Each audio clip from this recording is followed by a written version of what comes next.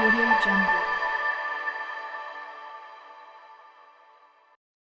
Hello, everyone. I'm Mel Idris from the International Gas Union. I welcome you to this Snam, BloombergNEF, and IGU webinar to present the key findings from the Global Gas Report 2020. The report has been produced through a collaborative effort between Snam, the IGU, and for the first time, BloombergNEF. With the help of technology and digital connectivity and a few early mornings for some of us in North America, we're now able to better connect with you and bring you some of the exclusive insights from key new reports and research like this one. I will keep my remarks brief as we have an excellent lineup of speakers and presenters. As we move along the webinar, you can submit your questions through the use of the question pane on the webinar control panel, as you can see on this slide. We hope to have enough time to address some of your questions. Even though the report does provide a section on the future of gas and a special chapter on hydrogen, the IGU and the panelists do not warrant any forward-looking statements. I'm very pleased now to turn the floor over to Marco Alvera, the CEO of Snam, and Joe Kang, the president of the IGU, for some welcoming remarks. Thank you, Mel, and good morning, ladies and gentlemen. I'm very happy to welcome you to this webinar together with the rest of the panel for the 4th edition of our Global Gas Report. This is our flagship annual project and the result this year of the collaboration with the IGU, but also, as Mel mentioned, with BloombergNEF. There are 3 reasons why we started this project 4 years ago. The first is that whilst there are many oil and gas reports out there, there is very few coverage of the pure gas industry that has its specifics, its attractiveness, its characteristics, its growth potential, which remains the further we explore the details, and as time moves on, the growth prospects remain superior to any other fossil fuel. And we believe that gas is a key pillar to address CO2 issues and global warming, as it has the lowest carbon content. The second reason is that the gas industry, in a way, is more complex than other industries. It is more regional, and it warrants very specific data and regional analysis. And this has been an exceptional year in 2020, when we have seen significant price movements and demand movements. And as LNG becomes more liquid, there are very, very significant regional issues that need to be explored. The third reason is that we believe the industry still needs more cooperation. There are still bottlenecks out there. There are significant opportunities as the arbitrage between other fossil fuels and gas widens in the favor of natural gas. There is significant infrastructure that needs to be built and developed to release these bottlenecks, increase further the penetration of gas in the various regional markets, and, as I mentioned, help address and fight climate change. We're living a very particular moment. COVID has shown us that to simply reduce consumption is not the answer. The economic impacts are severe and the social impacts are severe. And so to lower the carbon intensity using gas is a key way to not only recover the economic growth, but to think of a long-term future. As Mel mentioned, we're making some longer-term assessments, and we have a hydrogen chapter at the end. Hydrogen will be a key part of a fully decarbonized world. Hydrogen can go up to 24% of the global energy mix and requires 11 trillion euros of infrastructure to do so. So significant business opportunity, significant environmental opportunity, and significant opportunity for players like us and all the natural gas players, as a lot of the existing infrastructure can be used. And as many of you know, we are beginning to blend hydrogen and natural gas into our existing pipeline system. So a big transition opportunity for the industry, and a lot of work to do. So I would like to thank once again our partners, the IGU and BloombergNEF, for creating this report with us. I would also like to thank our affiliate companies, DESFA, Interconnector, TAG, and Tiriga for providing very precious inputs. I really hope you find this report a useful source of information and that you can help spread the content in your organization or in your country.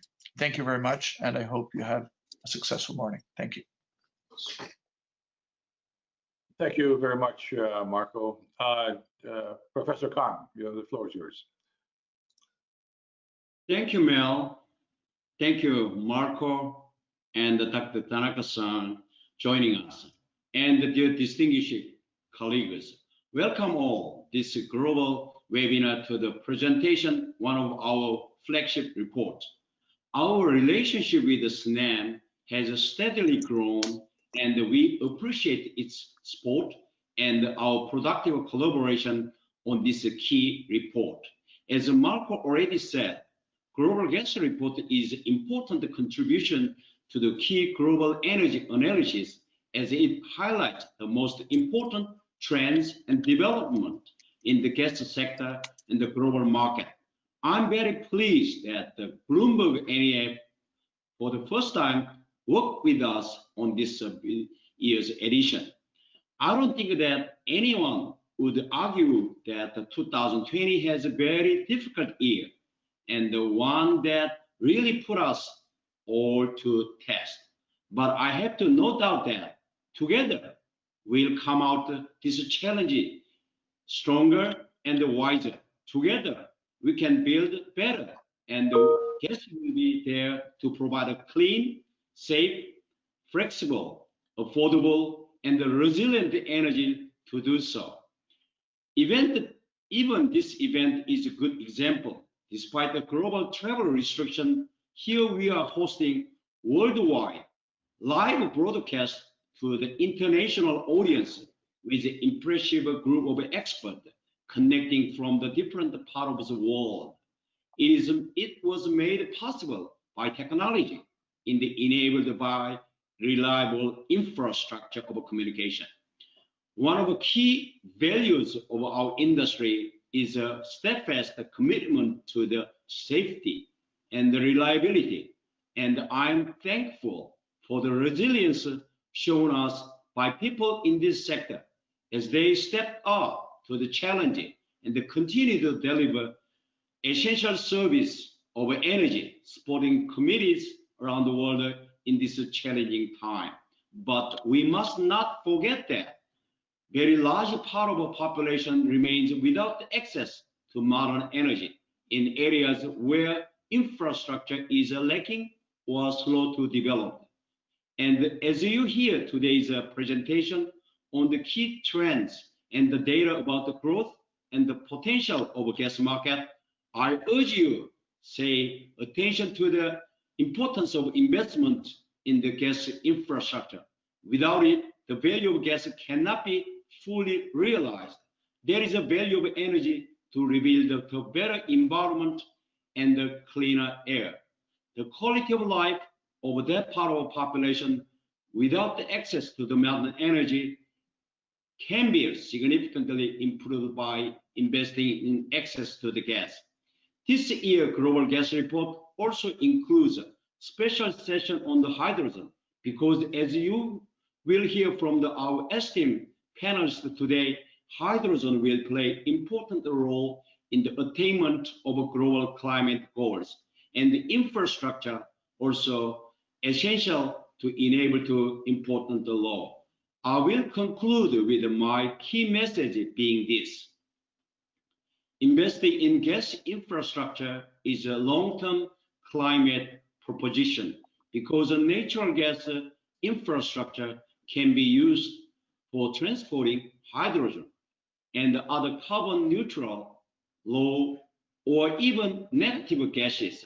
In other words, the investment of the gas sector won't be stranded asset in coming decades and beyond. Governments, companies, and the financial institutes around the world are making very important infrastructure investment decisions right now as they are planning post-COVID recovery. These decisions will determine what our energy future look like for generations to come. I strongly believe that it is essential that they include gas infrastructure based on its wide spectrum of benefit over the short, medium, and the long terms. Switching to the gas from the dirty fuels like coal, oil, or conventional biomass is possible now, can be achieved rather quickly. The benefits are immediate: improved quality of life and health through the clean air, safe environment, immediate drop in emission, and the solid path to the integration of the clean technology like hydrogen, renewables gas, carbon capture, and the storage for continued reduction in emission. Without further ado, I'd like to pass a virtual floor to our esteemed IGO wise person, Mr. Nobuo Tanaka. Thank you. Thank you very much, Kan-san, and I'm very much honored to be invited and talk to you today. Can I start my slide, please, Mel? Yeah, I will start what kind of impact the COVID-19 created in the early part of this year. The Fatih Birol, the executive director of the IEA, said that April of this year was the black April for oil market because oil was impacted most seriously by COVID-19, while gas is somewhere in the middle. Only winner of COVID-19 impact, the lockdowns of the cities and the travel bans and automobiles cannot drive. So, but the renewables increase the generation. So only winner in the COVID-19 energy sector was the renewable energy sources. And next slide, please. And what could be the recovery? Yeah, OECD in the left-hand side says that, yeah, if the wave is once, and depending on the second wave or third wave, the scenario of the recovery is very different. V-shape, U-shape, W-shape. Now people starting saying K-shape. K-shape means some grow faster and some lag behind. Digital economy is moving fast, helping the remote working, etc., while the conventional service sector is lagging very much behind. The oil demand looks quite similar. The IEEJ is making some forecast of the lockdowns, but maybe the recovery may take years. The OECD says 2 years, but it could be longer, depending on the COVID-19. If vaccine could be developed quickly, but if not, what would happen to the emerging economies? So COVID-19 is a very difficult to make a prediction in the future. Next slide, please. The IEA has long been saying the oil age is over. Another click. In the past, certainly oil was a major part of increase of energy, but in the future is electricity, especially generated by the renewables. So electricity time is coming. That is what World Energy Outlook last year says.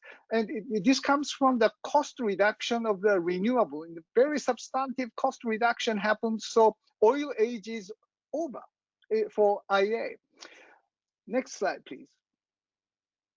I was invited to the Saudi Aramco's board meeting about 5 years ago and asked the question, Mr. Tanaka, Daniel Yagin was with me, and we were asked the question when the peak demand of oil happens. I was really shocked myself. Are you seriously asking us about the peak demand of oil is coming when? Yeah, we are got serious because electric vehicle is happening. We have the fuel cell vehicles, efficiency. So we have to prepare for the peak demand of oil, not the peak supply. Now the COVID-19 happens and demand disappears in April, but it may not come back quickly. So I am speculating that maybe peak demand of oil may have happened already last year. 2019 could have been the peak demand year. British Petroleum, BP, recently revealed the outlook, and 2 scenarios out of 3 are saying that peak demand year of oil was 2019. Of course, IEA do not officially admit that peak oil had happened, not yet. But if there are many other elements of the demand side, not only the disappearance by the COVID-19, but next slide, please. Look, if the sustainable recovery plan, IEA proposed that it is a green stimulus. The CO2 emission reduction happened very dramatic in this year.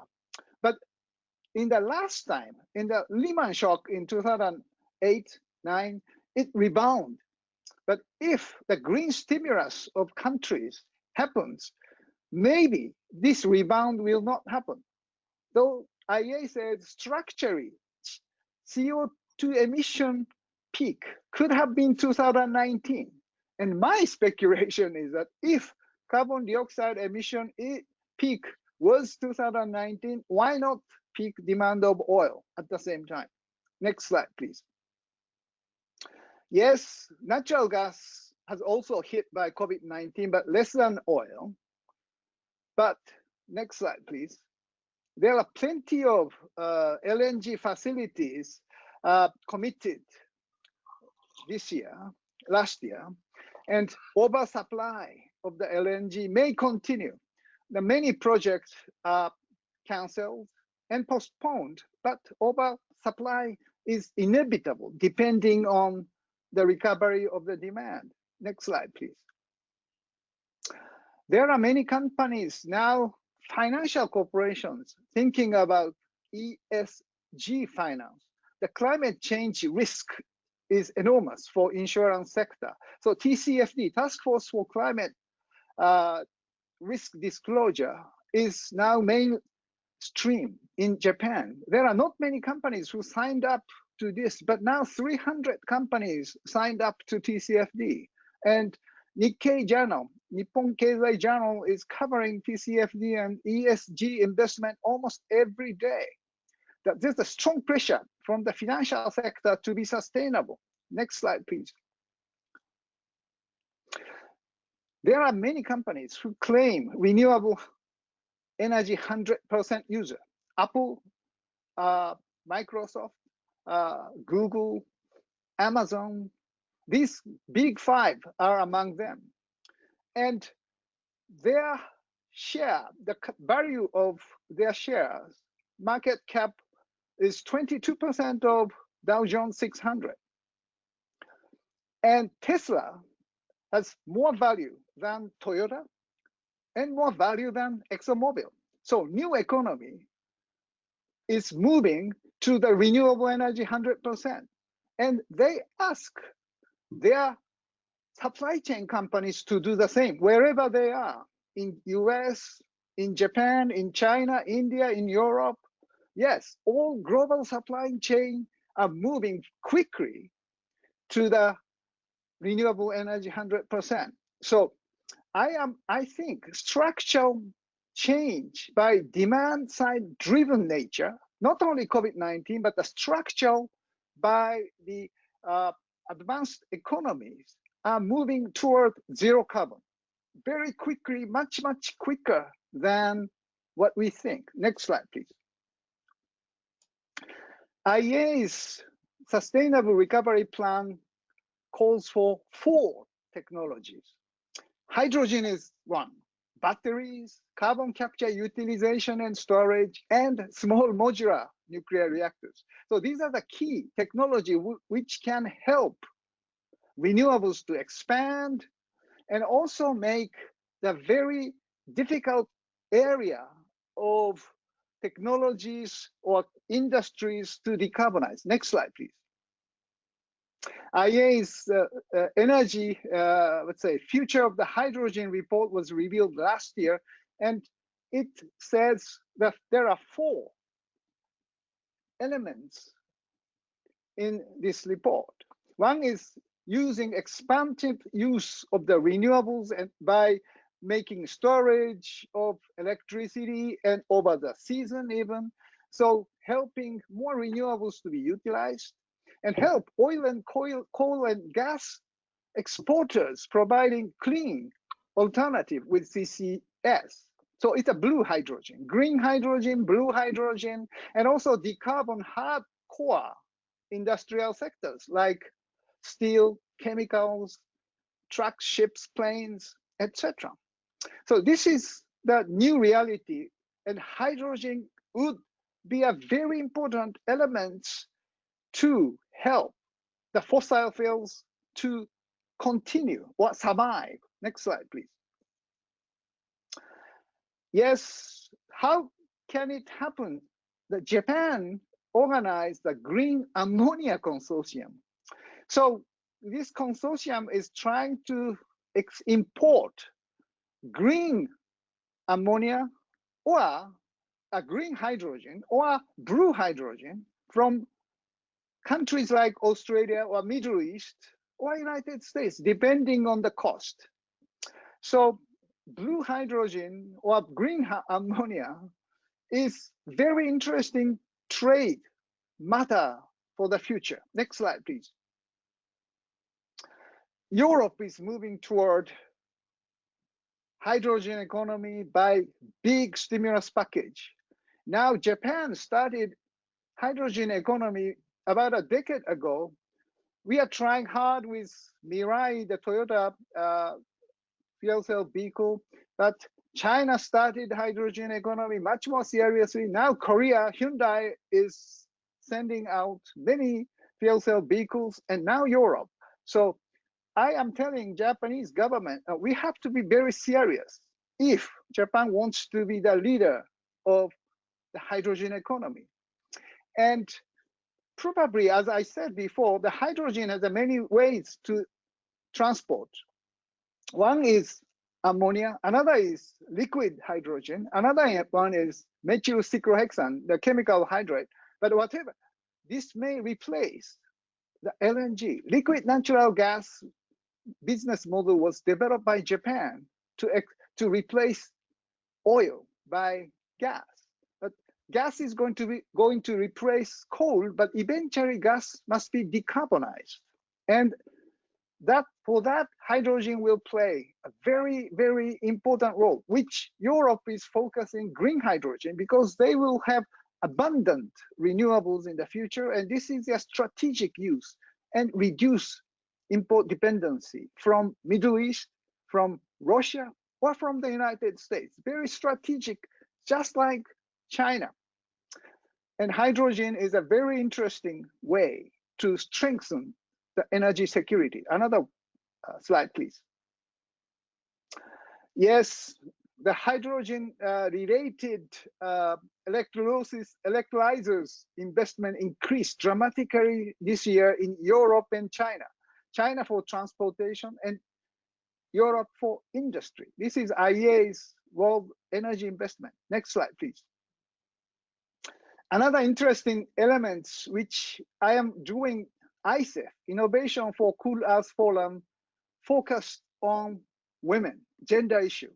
Because COVID-19, the countries who manage COVID-19 very well, the common characteristics. What is the common characteristics? The women leaders, Germany, New Zealand, Denmark, Finland, Iceland, the women leaders do very good job for COVID-19. And same thing may be sustainability. Climate change is not gender neutral. Same as COVID-19. It impacts women more, but women can make a difference. So ICEF this year focus on gender lens investment and climate lens investment together.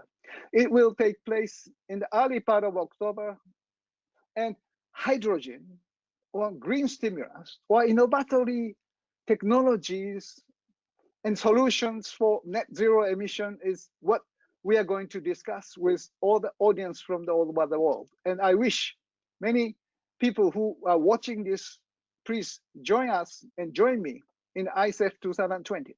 Thank you very much for providing me the opportunity and tell you about hydrogen. Dear Tanaka-san, thank you very much for your remarks and your insights. The IGU is very proud to have you as one of our wise persons. We really appreciate that. Now, before I lose the three of you, I've had an interesting question that has come in that I'd like to just throw out very quickly for a quick answer. We're running a bit behind schedule. But the question has to do with particularly China and Asia markets, and the notion of a China-US decoupling and the implications to energy, particularly the importation of energy. And is this pushing the Asia markets to more of a domestic production of energy, even coal, at the expense of imports, and particularly, obviously, LNG imports? I wonder if you would have any quick comments about that. Well, I don't think China will stop importing LNG or oil from United States. China committed to buy products to reduce trade surplus. It is corn or soybean, but why not oil and gas? Why oil and gas is not a high-tech strategic product? Yes, definitely. In terms of the energy security, it is very important. But for the sake of President Trump is very pragmatic, business person.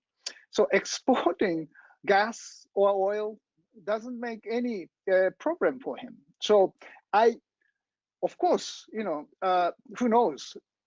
There's always a possibility of using any trade items for the strategic purposes or banning the exportation, and retaliation may happen. So it is true that the unpredictability of China and United States certainly impact to the global economy. But in the high-tech sector, this decoupling will create at least slowdown of the global economy, and that slow down the demand for energy. So that kind of impact is more, I think, serious than the trade issues involving oil and gas between two countries. I think if I could just add something, as Mr. Tanaka mentioned, the supply chain is going to play an increasingly important role. So both India and China are going to face the customers that will want to get 100% renewable along the value chain.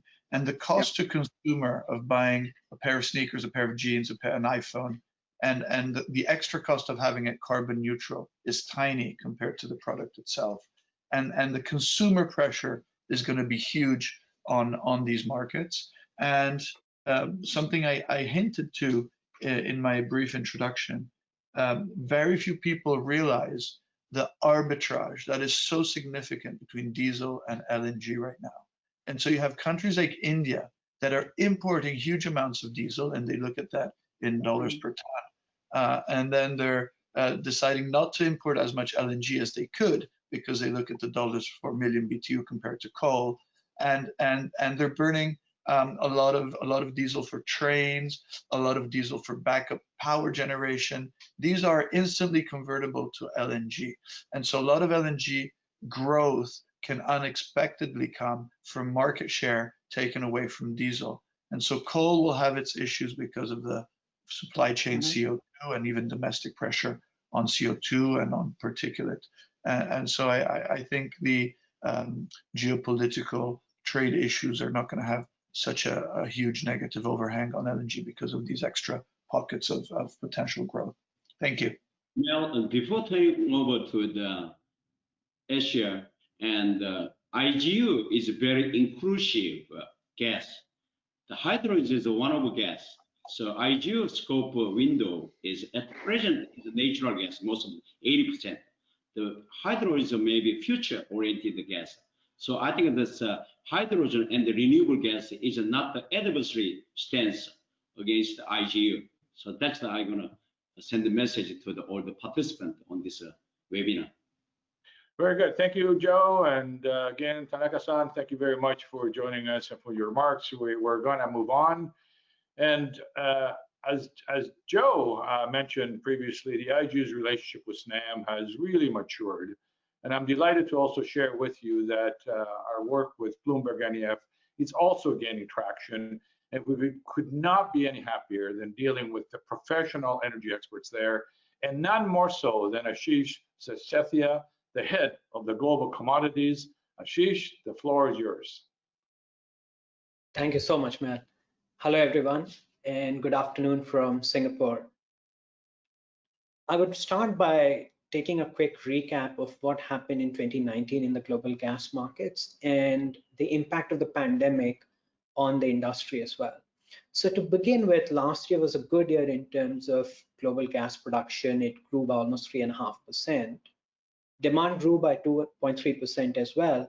Now, this 2.3% is lower than the 5% observed in 2018, but the lower growth is partly down to the fact that global primary energy demand in 2019 was slightly slower growing than previous years.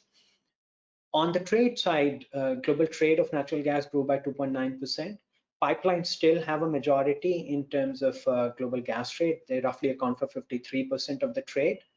And trade in pipelines went down a little bit last year. I would talk about that briefly later. LNG, on the other hand, grew by a handsome 13%, and its market share in global gas trade now is roughly 47%. Gas prices around the world, because of abundant supply, were already going down before the pandemic. So in 2019, on an average across most major global hubs, prices were down by almost 37%. And obviously, when you have low prices and abundant supply, you have an impact on increased demand. So share of natural gas in the global primary energy mix rose to almost 24.2%. As you would see in the next slide, this 24.2% market share in primary energy mix is the highest in the last 2 decades. And my personal expectation would be that in the next 3 to 5 years, gas would overtake coal as the second largest fuel in the energy sector. As you would see on the charts on the middle of the screen, gas in the power generation sector grew last year as well, fairly significantly, partly on the back of reduced coal power generation and coal to gas switching because of low prices. And it was only second to renewable energy growth in the power sector. Now, power sector is important because it is still the mainstay of gas consumption around the world. And if you look at the power sector in total in 2019, the share of natural gas in power generation was roughly 23.3%. Moving on to the supply side, you would see on the chart on the left-hand side that gas supply has grown in 2019 in most parts of the world. The US gas production grew by almost 10% on the back of shale. And this 10% growth in the US supply side is roughly equivalent to 65% of all the growth in global gas supply last year, because US is such a massive market in absolute terms. Interestingly, in China as well, gas supply grew by almost 10%. The significant focus on domestic gas production in China is starting to pay dividends to an extent. Australia is another great example, very high growth rates of 18% gas supply year on year, largely down to the fact that demand for LNG exports was increasing. And even in the Middle East, gas supply grew by 3.2%, with Iran taking lead in terms of newer supply coming online. On the LNG side, as Tanaka-san I think mentioned briefly, 2019 was the best year ever in terms of companies taking final investment decisions to build new LNG supply. 2 projects I would like to highlight briefly. The Arctic 2 project in Russia, which is being built by Novatek and Total and Asian partners, is using gravity-based structures where they use reinforced concrete offshore platforms to reduce the cost of the project. So it's a slightly newer technology and innovation there. The other one is Calcasieu Pass in the US, where the project is using modular LNG trains of 0.5 to 2 million tons capacity. And a lot of the components are being manufactured offshore, not on-site, again, to try and reduce the cost of the project. So there is a fair bit of innovation on the supply side happening. Moving on to the demand side, prices, as I said, declined significantly in last year, and with COVID and the impact of COVID on demand, gas prices around the world were converging roughly at around $2 per MMBTU. They have gone up a little bit since then, as winter approaches in North Asia and other parts of the world as well. However, these low prices have enabled significant amount of coal to gas switching in the last year and a half or so. So in the chart in the middle of the screen, you would see that essentially the price required for switching from coal to natural gas in the European markets, where there is a carbon trading mechanism, has been lower than the actual traded price of carbon credits in the European emissions trading scheme. And that's largely down to the fact that gas has been abundant and relatively cheap as well.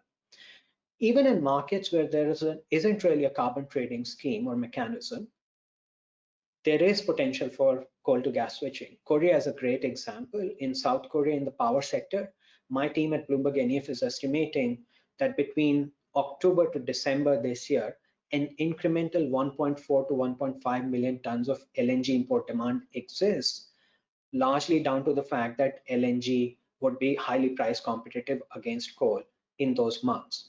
And this is obviously aided by the fact that the Korean government in April 2019 increased the tax on coal imports and decreased the tax on gas imports in the country. So that innovative tweaking of the policy mechanism is also obviously helping a little bit in terms of this fuel switching potential.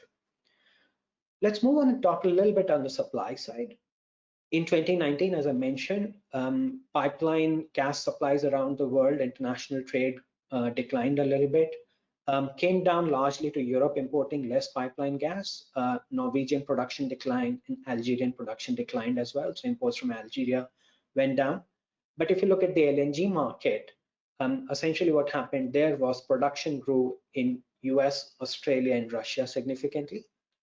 And the chart on the right-hand side of the screen, you would observe that a lot of European countries increased their LNG imports while their pipeline imports declined.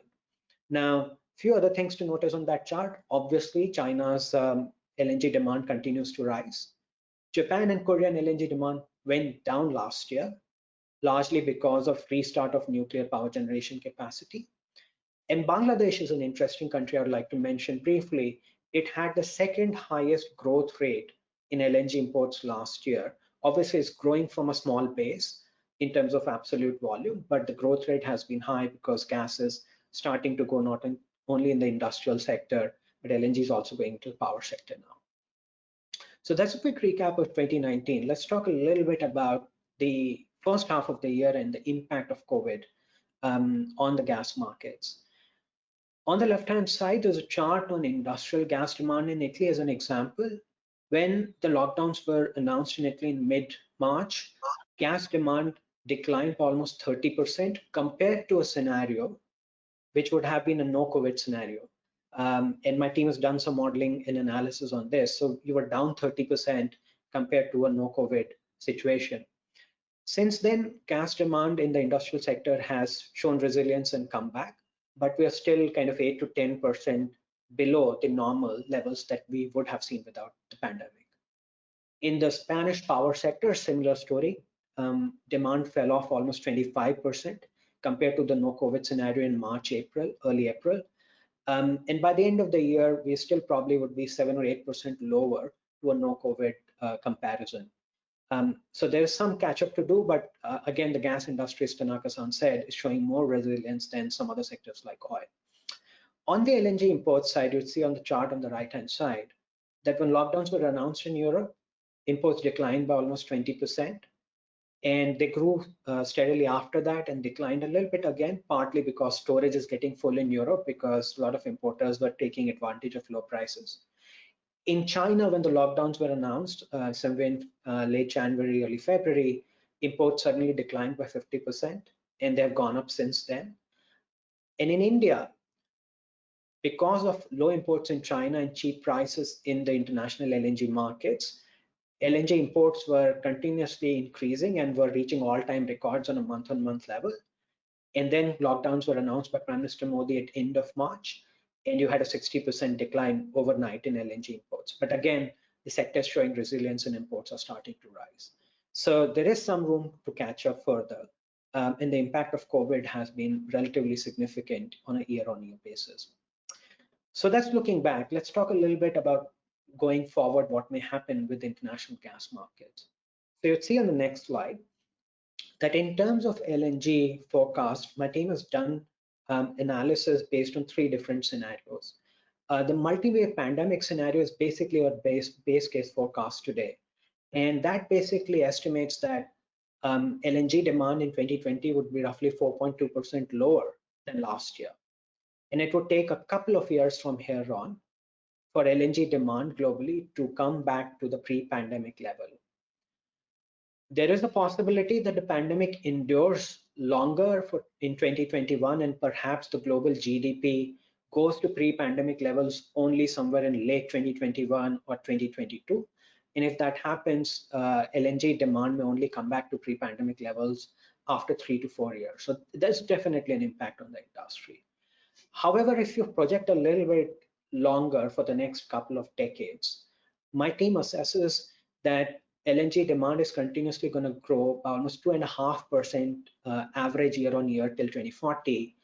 There is a lot of supply coming online, as I said, as Tanaka-san mentioned as well, which means that till 2030 the market has a lot of supply available. But if new LNG projects are not taking final investment decisions somewhere around 2025 again, or mid of this decade, you would have a shortfall of LNG on the market post early 2030s. So investment is needed starting back again from the mid 2020s. Let's move on a little bit further and talk about the impact of cost competitiveness and environmental policy supports using certain examples. One quick one, in Europe, we talked about this already. Because LNG is expected to be cost competitive and gas is expected to be cost competitive and relatively abundant, we would expect coal to gas switching in the power sector in Europe and gas demand in the energy sector in Europe overall to be relatively elevated even in the next year or so. And an interesting policy mechanism has come in the form of international maritime organizations, rules on low sulfur emissions. And you'd see on the chart on the right-hand side that the share of LNG as a marine fuel or as a bunker fuel is roughly 7% right now. But my team expects that this share could go up to almost 20% by 2040, which means that the demand for LNG in the marine sector would be roughly 60 BCM. Which is a decent growth in that particular part of the industry. There are other sectors contributing to growth as well in the future. As you would see on the next slide, while the IEA estimates that the share of natural gas in the power mix is going to decline for obvious reasons because renewables are taking market share and other technologies are coming in as well, still gas demand in the power sector is expected to grow because the absolute size of the market is expected to grow as well. And on the right-hand side of the screen, you would observe that in the industrial sector in particular, the share of natural gas is expected to increase significantly and touch almost 28% by 2040. Now, China is a great example of how policies in the industrial sector can reduce emissions and propel natural gas as well. So let's talk about China briefly in the next slide as well. And my team's estimate is that between now and 2040, gas demand in China would almost double. Large part of this is coming down to the potential growth for infrastructure, apart from supportive policies as well. So China is trying to increase gas transmission network capacity by 55% just by 2025. So in 5 to 6 years, they're trying to increase that by 55%. And that will help industrial gas demand growth. On the other hand, the Chinese government is also trying to raise the share of population connected to the city gas distribution network to 63% by 2040, compared to 33% now. So city gas is another sector for growth. And the same story exists in India as well. In fact, the Indian government is probably even more ambitious, where it is trying to increase the the pipeline capacity for transmission of gas by double in the next decade and a half or so. And it is trying to raise the number of households connected on the national gas grid by 7 times in the next couple of decades as well. So major growth markets where you would see demand for gas increasing because of industrial sector as well as city gas distribution. If you look at the next slide, this growth in the gas markets is also being aided by increasing liquidity and transparent pricing mechanisms. An interesting example is the growth in the derivatives trading, in futures trading in the Asian LNG market. It's gone up significantly over the last 18 months or so. However, we must remember that Henry Hub is the most liquid and traded gas contract in the world. And the volumes on Henry Hub are almost 100 times of the traded volumes in LNG in futures trading in Asia.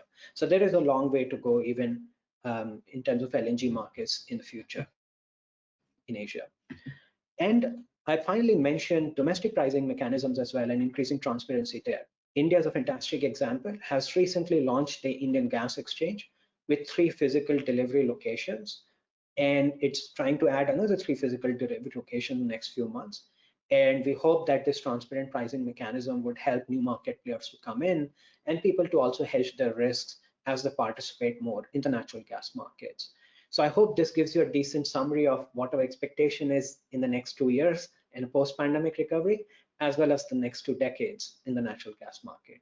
With that, I'll hand back to Mel. Thanks very much, Ashish. You've covered an awful lot of ground in a very short time, but in a very precise and an excellent way of lifting the key findings of the report. Thank you very much again. I know we're running just slightly a bit late, so I would like to immediately turn the floor over to our next presenter from BloombergNEF, Meredith Annex, who is the head of heating and cooling analysis, to quickly take us through the high-level overview of the hydrogen chapter. Meredith, welcome. Thanks very much, Mel. So if we can go to the first slide.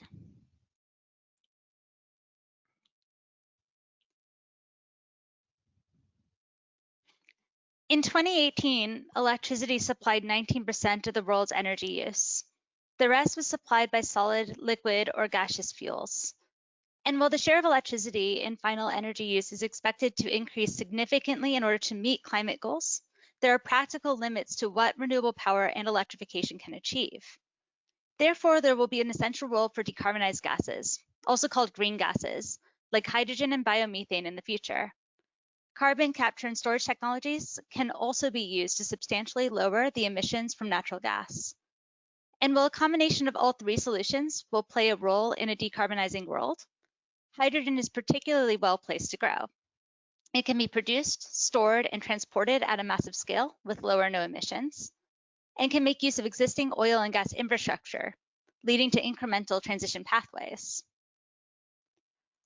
One of the major end uses for hydrogen could be in industry.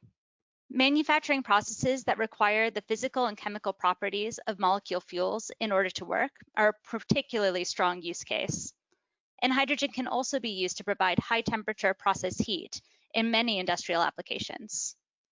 What's more, hydrogen could serve this role at a cost that is comparable to mid or high cost fossil fuels in the future. For instance, let's look at steel. At $1 per kilogram, hydrogen-based steel could be competitive with the current cost range of steel made using coking coal. Ammonia made using renewable hydrogen would also be in the current cost range, as would oil refining. Burning hydrogen for heat in industrial processes like cement making and aluminum recycling would still be more costly relative to coal. But because coal is highly polluting, a carbon price of only $60 per ton could even the scales. And burning hydrogen would be within the current cost range of producing those products with natural gas. If we can go to the next slide, we can see that hydrogen can also play a valuable role in decarbonizing long-haul heavy payload trucks. This is a sector where energy density concerns are particularly important. And in this sector, particularly in long-haul heavy payload trucks, we think that it could be more cost-effective to run those trucks using hydrogen fuel cells rather than diesel engines by 2031 and still achieve similar performance. Hydrogen's use in the car, bus, and light truck market is likely to be more limited as battery electric drivetrains are a cheaper solution than fuel cells. But for other heavy transport modes like ships, green ammonia from hydrogen is a promising option, as was mentioned earlier. Hydrogen can also be used for power generation or long-term storage in the power sector. With large-scale geological storage in place, hydrogen could be produced from renewable power that would otherwise be curtailed, and then stored and transported back to a power generator at a cost of $8 to $14 per million BTU by 2050 in most locations. So all in all, hydrogen could play a major role in decarbonizing the global economy. We estimate that up to 37% of energy-related greenhouse gas emissions could be abated using hydrogen, and 22% for less than $100 per ton CO2 of a carbon price. Now, a carbon price will be required for hydrogen to be competitive in regions where fossil fuel prices are very low, and in all applications except road transport. For example, with renewable hydrogen delivered at $1 per kilogram, the carbon price needed to make it cost competitive with the cheapest fossil fuels in use today would be $50 per ton CO2 for steel, $60 per ton CO2 for heat and cement, or $78 per ton CO2 for ammonia synthesis. Next slide, please. So the exact proportion of hydrogen that is used will depend on emissions targets, the amount of policy support, and the role that other decarbonization pathways play, including direct electrification, biofuels, CCS, a circular economy, modal shifts, and efficiency improvements. If hydrogen is used to meet all of the unlikely to electrify energy demand in each sector, demand would total 1,370 million metric tons. It's equivalent to 195 exajoules, or 30% of projected final energy needs in 2050 with current policies and sectoral growth trends. If strong and comprehensive decarbonization and hydrogen industry policy is in force, then 696 million metric tons of hydrogen could be used, enough to meet 24% of final energy in a 1.5 degree scenario. The creation of a clean hydrogen industry of this magnitude would present a big investment opportunity. Over $11 trillion of spending on production, storage, and transport infrastructure would be required for hydrogen. But if support is fragmented but still there, then you would still see an expansion of hydrogen in place, reaching around 187 million metric tons of hydrogen by 2050, which is enough to meet 7% of projected final energy needs in a scenario where global warming is limited to 1.5 degrees. However, if policy measures to meet emissions targets and promote the use of hydrogen do not materialize, then demand is unlikely to increase significantly outside of current uses. If we can go to the next slide. Certainty around scale-up will be important to achieve lower costs of clean hydrogen. Water electrolysis is currently a small industry, and hardware costs are high. However, the cost could fall rapidly due to a decline in the cost of electrolyzers and renewable electricity. The price of alkaline electrolyzers sold in North America and Europe fell 40% between 2014 and 2019. Chinese-made systems are already sold for 80% less than those in the West, due to a combination of cheaper raw materials and labor, more efficient use of production facilities, and lower spending on R&D and marketing. This demonstrates that low production costs are achievable readily. If electrolyzer manufacturing can scale up, we project the cost of units made in Europe should converge to the prices in China due to competition, and then fall further after that. When combined with the falling cost of wind and solar power, the cost of producing hydrogen around the world using renewable power could fall to $1.10 to $2.70 per kilogram, which is around $8 to $20 per million BTU by 2030, and 70 cents to $1.60 per kilogram, or $5 to $12 per million BTU by 2050. This would make renewable hydrogen cheaper than hydrogen from natural gas or coal with carbon capture and storage by about 2030. It would also make hydrogen competitive with current natural gas prices in Brazil, China, India, Germany, and Scandinavia on an energy equivalent basis. CCS currently adds around 60 cents per kilogram to the cost of hydrogen for natural gas and around $1.10 per kilogram to coal. These costs could fall, but only by about 20%. And on the next slide, we discuss storage. So storing hydrogen is also challenging, as it takes up 3 to 4 times as much space as methane for the equivalent amount of energy. And it also takes more energy to compress and liquefy. 8 major technologies can be used to store hydrogen, either in gaseous, liquid, or solid state. Each technology has different capabilities, applications, advantages, and disadvantages. Salt caverns are the lowest cost option for storing hydrogen in large quantities and for long durations. And then pressurized containers are the most viable option for storing hydrogen in small quantities and for short periods. Next slide. Low density also makes hydrogen expensive to transport via road or ship. Moving hydrogen by these modes can cost more than the cost of producing hydrogen in the first place. However, hydrogen flows nearly 3 times faster than methane through pipes, making this a cost-effective option for large-scale transport. This can be done through dedicated hydrogen pipelines or by repurposing existing gas networks to carry hydrogen, ensuring the material is compatible. Next slide, we taking into account the cost of production, transport, and storage, we estimate that a scaled-up renewable hydrogen industry could deliver fuel to large-scale users for a benchmark price of $2 per kilogram in 2030 and $1 per kilogram in 2050. That's equivalent to $15 per million BTU in 2030 and $7.40 per million BTU in 2050. Costs would be lower in regions with the best renewable and hydrogen storage resources, such as the US, Brazil, Australia, Scandinavia, and the Middle East. However, costs would be up to 50 to 70% higher in Japan and Korea, which have weaker renewable resources and unfavorable geology for storage. So these delivered costs that we've discussed are likely to be achieved for clusters of large-scale industrial users, particularly in China, India, and Western Europe. In the longer term, those clusters of individual hydrogen networks could be connected using high-capacity pipelines to form comprehensive interconnected networks. This would allow production and storage to occur at the points where their costs are lowest and would ensure an efficient market to develop. Next slide.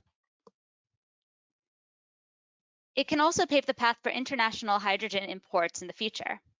This is likely to be necessary in the long term, as local land or renewable resource constraints may prevent countries from meeting their hydrogen and broader renewable energy requirements using domestic resources alone. BloombergNEF estimates that over 60,000 terawatt hours of onshore wind and solar generation might be required to produce enough renewable power to supply 100% of hydrogen and 50% of electricity for the grid in a 1.5 degree scenario in 2050. This is more electricity than is currently produced worldwide from all sources. In all, BNEF finds 33 countries that may struggle to meet their renewable power generation needs in 2050 using domestic resources alone. So with that in mind, hydrogen imports via long-distance pipelines are likely to be a cost-effective form of supply for many countries. In fact, the cost of moving very large volumes of hydrogen, say 5,000 tons per day, over 1,000 kilometers should be around 9 cents per kilogram. This is similar to the costs of long-distance transport for natural gas. And if we take Germany as an example, this is a country where hydrogen should be able to be imported by pipeline from sunny Spain or Algeria through Italy for a comparable cost to domestic production from onshore wind and at a lower cost than production from domestic offshore wind. Similarly, low-carbon hydrogen from natural gas with CCS imported by a pipeline from Russia should be cheaper than hydrogen produced domestically from Germany's pricier gas, and even comparable to its low-cost coal. If we can go to the final slide, one of the big things that we've said is that we need to see a sign that hydrogen is going to scale up, and policy is going to play a big role in that. We estimate that around $150 billion in cumulative subsidies and $300 billion in total investment would be required to scale the hydrogen industry up to 2030 and achieve the milestone of delivering costs of $2 per kilogram. There are now strong signs that this level of subsidy and investment should be met or even exceeded. As Tanaka-san mentioned at the beginning, Europe has been particularly leading in the way in this. In June, Germany announced $10 billion of funding to build a hydrogen economy and install 5 gigawatts of electrolyzers by 2030. And this month, France announced over $8 billion in funding and ambitions to achieve 6.5 gigawatts of production capacity, both by 2030. The European Commission has announced a mammoth 10 million metric ton renewable hydrogen target for 2030 and plans to build 40 gigawatts of electrolyzers in the EU and lead the world in hydrogen. This would require $500 billion of investment. Funding will come in part from the EU's COVID-19 stimulus packages, but will need to be supplemented by the EU member states. And numerous other governments around the world have developed national hydrogen strategies as well. Most of these lay groundwork, but are often too focused on either fuel cell electric vehicles or do not include investment mechanisms or are underfunded. That said, Europe is leading the way, and outlook for a hydrogen economy now looks very good. Thank you very much. Thank you, Meredith. We're a bit over time, so I'd like to move right along and introduce our good friend from SNAM, Camilla Paladino, to give us the perspective of the important role of infrastructure. Camilla, are you there? I'm here. Can you hear me? And can you maybe see me? Well, we can certainly hear you. We can't. Yeah, and you now can see me too. Okay, so I wanted to thank the IGU and BloombergNEF for this report, and this wonderful seminar. So very quickly here, we've heard a lot about the tight-knit relationship between infrastructure and hydrogen, where infrastructure, existing gas infrastructure, is key to scaling up hydrogen, to providing a place for hydrogen to go, to connecting producers and consumers, but also, as Meredith was saying, for imports to create a global hydrogen market. And this is obviously key for us because we're big infrastructure player. So we're Europe's largest natural gas utility with almost 42,000 kilometers of natural gas pipelines and storage capacity, and new businesses which also involve hydrogen. So the other reason why hydrogen is, we're so keenly interested in it is, if we can go to the next slide, please, is that we work in a country, we're based in a country which is very lucky in terms of future hydrogen development, because we have ample renewable resources in the south of the country, connected to North Africa. So back to that import question, we would be, a good, we think of ourselves as a future hydrogen hub for exports into the rest of Europe. The other interesting thing about the Italian gas network, and I think it's shared by many European gas networks, is that there's more than one pipeline in different, in the same place. So there's parallel piping. And in Italy, for example, we have a parallel pipe backbone, which does imply that you'd be able to segregate the grid, and that helps you think of different ways to scale up hydrogen. You can blend it into the grid, as Marco was saying at the very beginning, but you can also imagine to deliver pure hydrogen, in regional clusters maybe, and then slowly to the whole country. And then if we can quickly go to the next slide. So this is just to give an example of what we're doing to try and enable the growth of hydrogen. So the first thing we do is we work on planning and scenarios and projects, and this report is part of what we try to do. And the second thing we do that we can look at a little bit more closely is to try and make sure that our asset, that the gas pipeline storage network is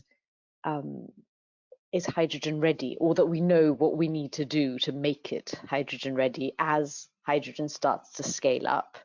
And the third thing that we do is that we look at technologies. This is a value chain that needs to develop, and there's technologies that are happening upstream of us and downstream of us, and we try and make sure that we understand them and that we can foster their development. So very quickly onto the next slide, please. And this is maybe the slightly more detailed slide about that shows you what we're doing for the hydrogen readiness of our assets. So the first thing that we did is that we ran an audit of existing pipelines, and that basically says that 70% of our Italian network is already hydrogen ready. Should have no problem accepting blends of hydrogen up to 100%. And then we've got a new procurement standard. So everything we put into the ground now, in terms of pipelines, is already hydrogen ready, like 100% hydrogen ready. And then the third thing that we're doing is that we're trialing different blends. So a 10% blend, as Marco was saying, has already been delivered safely.